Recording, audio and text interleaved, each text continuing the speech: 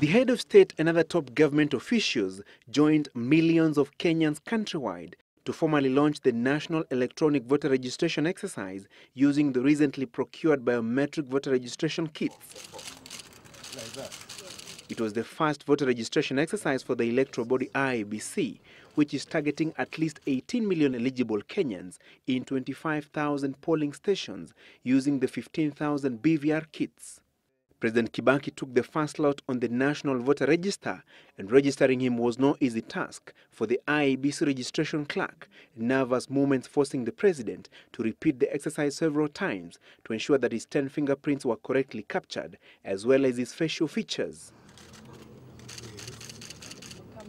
But I want to also commend the BVR clerk, Petrolina Mwai, because she was doing exactly as she was trained to do, to make sure that she captures your fingerprints.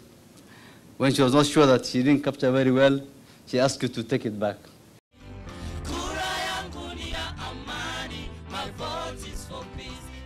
But the National Biometric Voter Registration exercise kicked off on the wrong footing in some parts of the country, with reports of insecurity and attempted disruptions, a situation that prompted the president to put on notice those keen on derailing the sensitive yet critical exercise.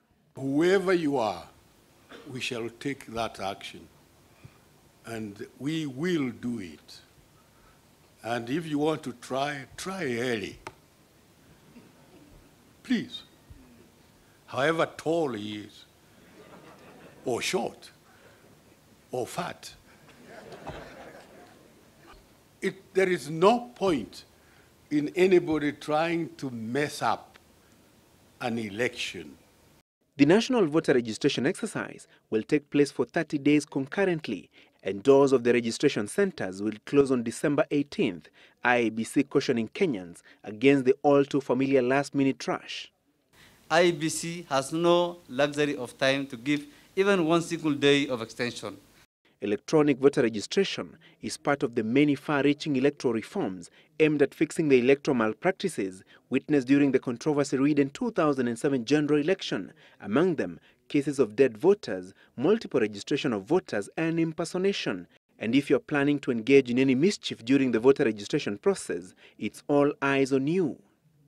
If you go to one station and you register as a voter, and you go to another station, and you go and again register as a voter, more than once, we will be able to detect you using the system which is there, because your photograph will not change, your fingerprint will not change.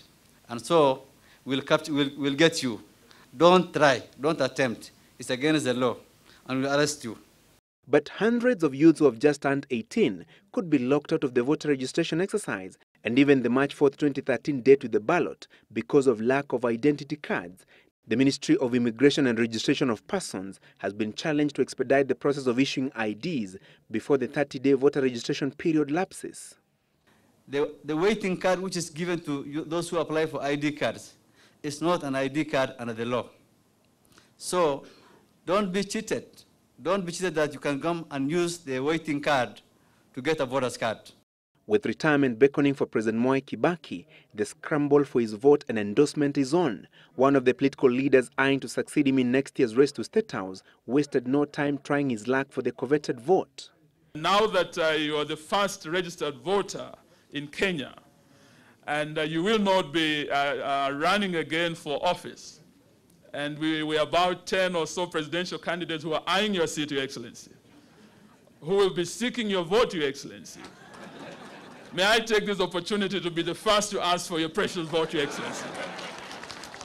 The electoral body IEBC has clarified that one will be registered as a voter in the specific polling station where they intend to cast their ballot on March 4th. A credible voter registration exercise is at the heart of a free, fair and transparent general election. So the challenge is on you, the electorate, to book your place on March 4th, 2013 by registering as a voter within 30 days. Francis Gachuri, Citizen Live at 9, Nairobi.